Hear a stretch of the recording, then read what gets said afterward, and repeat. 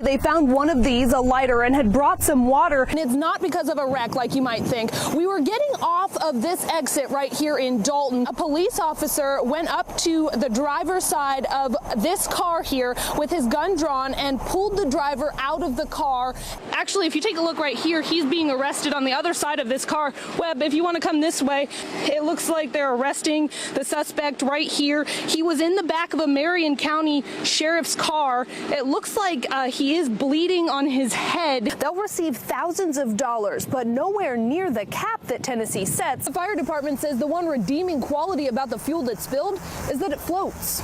We're standing about 100 feet in the air. That's the max height on this ladder. It's also the height of a 10 to 11 story building. They were just fed up with the drama that came from this administration. That's why when they went to the polls yesterday, they decided to choose a new one. Our car was a little bit wet, but now there's just ice on it. Does it matter to you, though, how quickly they call it terrorism?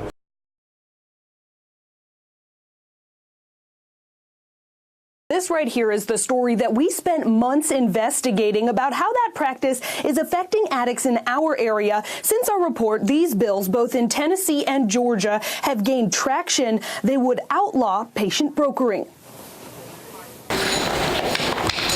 Pastor Steve Morgan went blind nearly 13 years ago, but he says that's not what brought darkness into his life. Recently, he's led dozens of funerals for people who have overdosed on opioids. But it certainly makes an impact on you. What saddens him even more tonight is that he's heard about people out there recruiting addicts for treatment centers just to get a kickback. In some worst-case scenarios, the state of Florida found facilities keeping addicts sick so that they could continue to bill their insurance. I think it's very unfortunate. Addict or patient brokering is a practice Tennessee lawmakers say they're learning about for the first time. When you called me on the phone, quite honestly. Senator Bo Watson says after seeing News Channel 9's special report last week, he's passionate about a new bill going through the legislature. You identified a problem in another state and got curious about it and asked us about it. Even though there was legislation already filed, it may not have risen to this level of consciousness. The bill would make it illegal for drug rehab centers to hire brokers. Bradley County's district attorney says he supports it. Where there are continued abuses, it would give us an ability to prosecute those. At its core, this is a consumer protection bill. So does Morgan. I think that we need some leverage because the problem is epidemic proportion. An epidemic these men are trying to make sure doesn't get worse. Morgan says that he's so troubled by the drug epidemic, he's proposing a plan to build a treatment facility in Bradley County. Reporting live in the newsroom, Hannah Lawrence, News Channel 9. Family members say that they want someone held accountable for Eric's death. Hospital staff told them surveillance video shows Eric being dumped off in the parking lot. They say a nurse found Eric, but it was too late.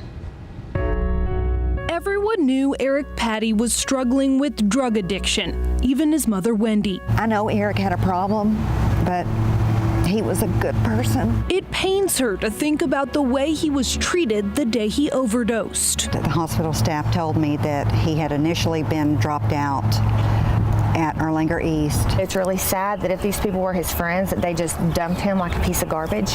To Brooke Horton, Eric was much more than that. He was my first love, the puppy love, you know. They had a daughter together 16 years ago. Gosh, they were so young. He and I laid in that hospital bed for forever.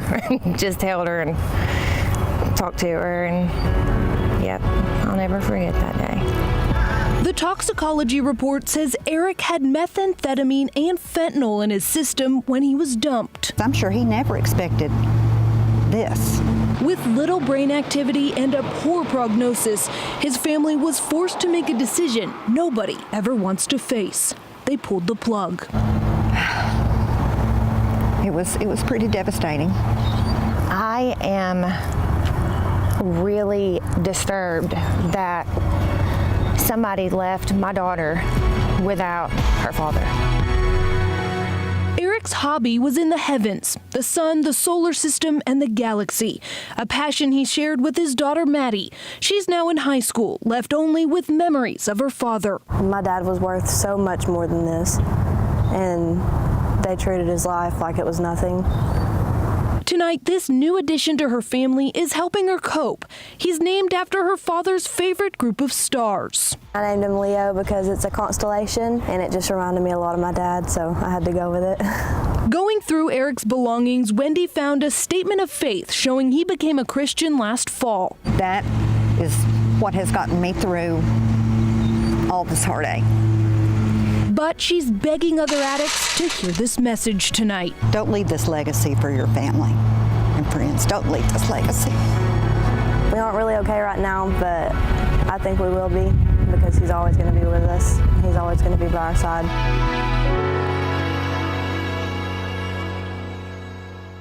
Now back to that criminal investigation. Police say they found the driver who left Eric in the hospital parking lot, but if there's been an arrest, the family certainly doesn't know about it. Officers would not discuss the case with us because it's still under investigation. We requested the surveillance video of the alleged dumping, but were denied. Those families say they weren't exactly lost, but rather ran out of time for what they set out to conquer. Luckily, they found one of these, a lighter, and had brought some water. They say they're important things to have, even if you don't plan on being on a trail for very long.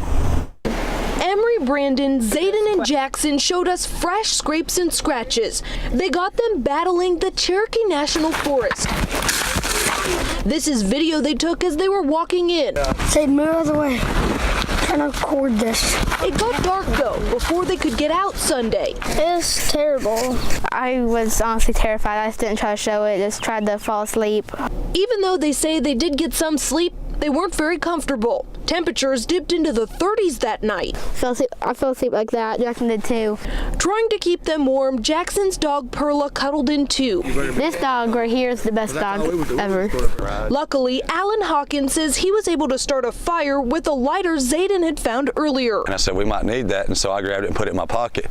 Overnight, Zach Harry began a search effort for the group he'd separated from earlier that day. While Hawkins says he was hoping someone was looking for them, they tried to get up and keep heading out of the woods. That meant crossing lots of rivers and streams. The hard part about crossing those rivers was I get swept away. Finally, the group was spotted. We saw a helicopter. Still, it took more than 6 hours to get the group out after they'd been located. Everyone was especially grateful to the park rangers. He helped him and me and then her. I felt so much happiness. I wanted to cry, but I just didn't. I just wanted to hop in the truck, eat something, just get warm. Thank you. Thank you for helping us get out of there. Thank you for helping me get them out of there. Both of those families say that they had hiked that area before.